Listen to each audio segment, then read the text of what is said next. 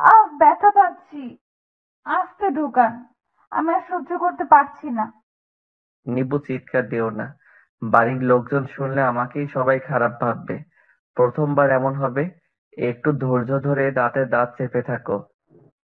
আচ্ছা, আমি চিৎকার দিব না, তবে একটু আস্তে করুন। আস্তে করলে আর চিৎকার দিব না। প্রতিদিন ভালোবাসায় নতুন নতুন গল্প পেতে চ্যানেলটি সাবস্ক্রাইব করে পাশে থাকা বেল বাটনে ক্লিক করুন। ছেড়ে দিন না প্লিজ। ব্যথা পাচ্ছি তো। ইস, তোমাকে ছেড়ে দেওয়ার জন্য কি বিয়ে করেছি? ব্যথা পাচ্ছি, তাই ছাড়তে বলছি। তুমি কি জানো না বাসর রাতে বউয়ের লজ্জা ভাঙাতে হয়? তাই বলে এত জোরে ব্যথা দিবেন? খুব ব্যথা পাচ্ছি। এবার যদি না ছাড়েন তাহলে কেটে দিব কিন্তু। ধুর, কাঁদবা কেন? আমি তোমাকে কিছুই করলাম না। শুধু হাত ধরাতে ব্যথা ব্যথা বলে চিৎকার দিচ্ছ।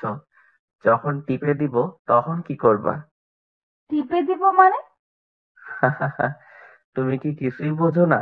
না, আমি তোমার ওইগুলো টিপার কথা বলছি। কাছে আসো। তোমার শাড়িটা খুলে ফেলি তাড়াতাড়ি। আমার যে আর ধৈর্য মানছে না।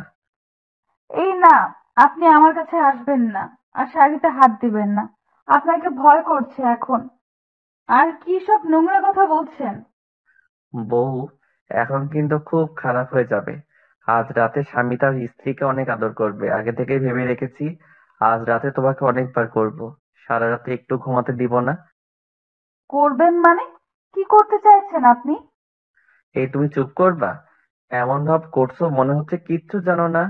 পুরা ইনোসেন্ট। আমার সামনে ন্যাকামি করবা না একদম। তুমি এত ছোট না যে করার মানেও বুঝতে পারছো না।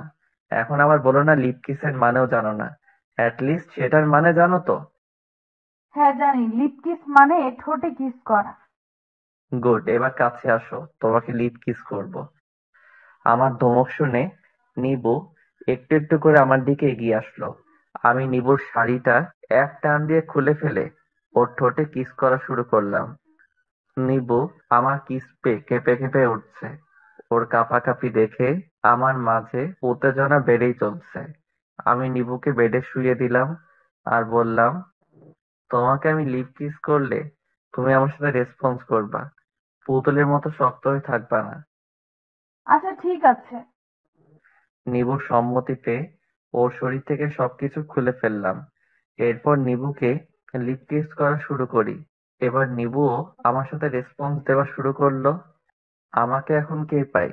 নিবুর সমস্ত শরীরে স্লাইড করা শুরু করলাম। নিবু কাঁপছে বারবার। এই, তুমি কাঁপছো কেন? শরীরের মধ্যে কেমন যেন করছে। তলপেটে শিরশির অনুভূতি হচ্ছে। নিবুর কথা শুনে না হেসে পারছি না। বুঝে গেলাম এবার নিবু আমার সাথে পুরোপুরি ইন্টিমেট হতে প্রস্তুত। তোমার কি আরো কিছু করতে মন চাইছে?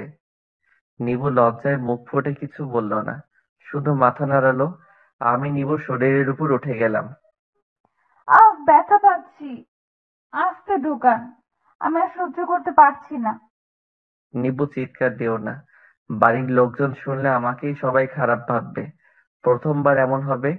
একটু ধৈর্য ধরে দাঁতে দাঁত চেপে থাকো। আচ্ছা, আমি চিৎকার দিব না, তবে একটু আস্তে করুন। আস্তে করলে আর চিৎকার দিব না। ঠিক আছে, প্রথমবার বললে আস্তে করছি, কিন্তু পরের বার জোরে জোরে করব। আবারও করবেন? হ্যাঁ, করব তো। আগেই তো বললাম তোমাকে আজ রাতে কয়েকবার করব জান। তাহলে আজ রাতে আমি মরে যাব। আর বাঁচবো না। কিচ্ছু হবে না তোমার। আমি আছি তো তোমার সাথে। কিছু সময় পর আমার দম ফুরিয়ে গেল। আমি আমার শরীরের সমস্ত ভার নিবুর উপর ছেড়ে দিলাম। এবার চলুন আমি আপনাদের বলি কি করে আমার আর নিবুর বিয়েটা হলো। আমি ফারহান আহমেদ। লেখাপড়া শেষ করে একটা কোম্পানিতে জব নিলাম। জব নেওয়ার পর বাবা মা বিয়ের জন্য প্রচন্ড চাপ দিচ্ছে। কিন্তু আমার কোনো মেয়েই পছন্দ হয় না। কারণ মেয়েদের আমার একদম বিশ্বাস হয় না। এরপর কিছু কাহিনী না হয় নিবুর মুখেই শুনে নিন। আমি নুসরাত জাহান নিবু। এবার অনার্স দ্বিতীয় বর্ষে পড়ি। আমার ভার্সিটি লাইফের বেস্ট ফ্রেন্ড হলো ফারিন। ক্লাসে বসে আছি। ফারিন আমার পাশে বসে বলল, তোকে একটা কথা বলবো? হুম, বল। আমার ভাইয়াকে বিয়ে করাতে চাচ্ছি, কিন্তু কিছুতেই বিয়ে করতে রাজি হচ্ছে না। ভাইয়া কোনো মেয়েকে বিশ্বাস করে না, সব মেয়েরা নাকি চিটিংবাজ, ঠকবাজ হয়। এখন আমি কি করব বল? তুই আমার ভাইয়ের সাথে প্রেম করবি আর ভাইয়াকে বিয়ে করবি। তোকে আমার ভাবি হিসেবে অনেক পছন্দ হয়। তোর মাথা খারাপ হয়ে গেছে? আমি কেন ছেলের সাথে প্রেম করতে যাব? কারণ আমার বাবা মা আমাকে সব ধরনের স্বাধীনতা দিলেও প্রেম করার স্বাধীনতা দেয়নি। তবে তোর ভাইয়ের জন্য আমি ভালো মেয়ে খুঁজে দিতে পারি। না মানে তুই যদি চাস। কিন্তু ভাবি হিসেবে যে তোকেই আমার পছন্দ হয়, তোকে ভাবি বানাতে চাই। একটা কাজ কর, তুই আমার সাথে আমাদের বাড়িতে চল। তোকে দেখলে ভাইয়ার হয়তো মনটা ঘুরতেও পারে। না, আমি তোর সাথে তোদের বাড়িতে যাব না। ক্ষমা কর আমাকে। কিন্তু ফারিন আমার কোনো কথা শুনলো না। ও আমাকে টানতে টানতে একটা রিকশায় তুললো, ওদের বাড়ি নিয়ে যাবে। আমি বারবার বলেছি যাব না ওর সাথে, কিন্তু মেয়েটা নাছোড়বান্দা ওদের বাড়িতে নিয়েই আসলো। ফারিন ওদের দরজায় দাঁড়িয়ে বারবার কলিং বেল বাজাচ্ছে, কিন্তু দরজায় কেউ খুলছে না। একটু পর একটা ছেলে এসে দরজা খুলে দিল। মনে হচ্ছে ছেলেটা বেশ বিরক্ত, হয়তো এতবার কলিং বেল বাজানোর কারণে। কে এমন অসভ্যের মতো দরজায় কলিং বেল বাজায়? আরে ভাইয়া আমি, এত রাগ করছিস কেন? তুই দিন দিন ম্যানারলেস হয়ে যাচ্ছিস। তোর বলা শেষ হলে দরজার সামনে থেকে সর, খাম্বার মতো দাঁড়িয়ে থাকিস না। ফারিন আমার হাত ধরে ভেতরে ঢোকার সময় আমার পায়ে একটা ল্যাং দিল। আমি হুমড়ি খেয়ে ওর ভাইয়ের গায়ের উপর পড়ে গেলাম। ফারিনের ভাইয়া পড়লো নিচে আর আমি তার উপরে পড়লাম।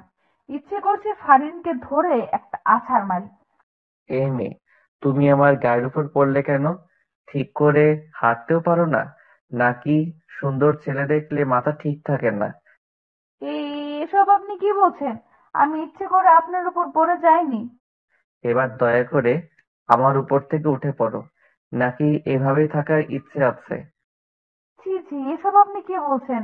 ওয়েট, আমি উঠছি। আমি লোকটার শরীরের উপর থেকে উঠে পড়লাম।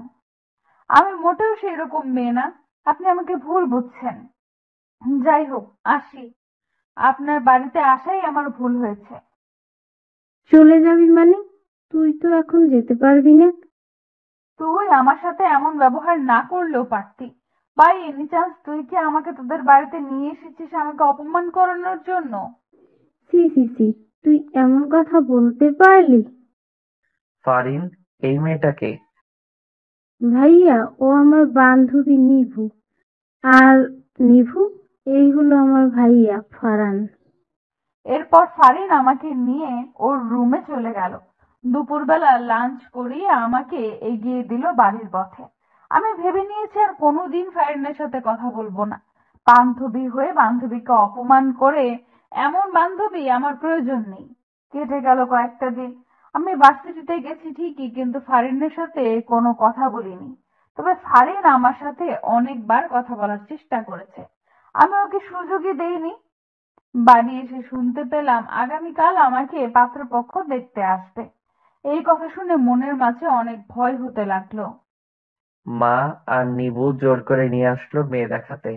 মেয়ে দেখতে আসার কোনো ইচ্ছে ছিল না আমার, এক প্রকার বাধ্য হয়ে আসলাম। মা আর নিবু মেয়ের বাড়ির সবার সাথে হেসে হেসে কথা বলছে। মনে হচ্ছে কত দিনের চেনা তারা। মেয়ে মানুষ পারেও বটে, একটু সময়ের পরিচয়ে পর মানুষকে কিভাবে আপন করে নেয়। একটু পর মেয়েকে নিয়ে আসলো। মেয়েটার মুখটা দেখে চমকে উঠলাম, কারণ মেয়েটার কেউ না, সে হলো ফারিনের বান্ধবী। তার মানে ফারিন প্ল্যান করে নিয়ে আসলো এই বাড়িতে। ইচ্ছে করছে ফারিনকে তুলে একটা আছাড় মারি। কিছু সময় পর নিবু মাথা তুললো। আরে আপনি আপনি কেন এসেছেন আমাদের বাড়িতে? আরে নিভু, কি বলছিস তুই? আমরা তোকে ভাইয়ার জন্য দেখতে এসেছি। তোকে তো আগেই বলেছিলাম তোকে আমার ভাবি হিসেবে খুব পছন্দ, তাই ভাইয়াকে নিয়ে তোদের বাড়িতে আসলাম। এসেছিস ভালো করেছিস, খেয়ে দিয়ে চলে যা। আর শোন, আমি তোর ভাইয়াকে বিয়ে করব না, কারণ তোর ভাইয়া একটা অহংকারী লোক। এমন অহংকারী লোককে আমি কোনোদিন বিয়ে করব না। মা, আমি এই মেয়েকে বিয়ে করব। মেয়ে আমার অনেক পছন্দ হয়েছে। যত তাড়াতাড়ি পারো বিয়ের ব্যবস্থা করো। নিবুর বিয়েতে না করাটা কেউ শুনলো না। হয়ে গেল আমাদের বিয়ে।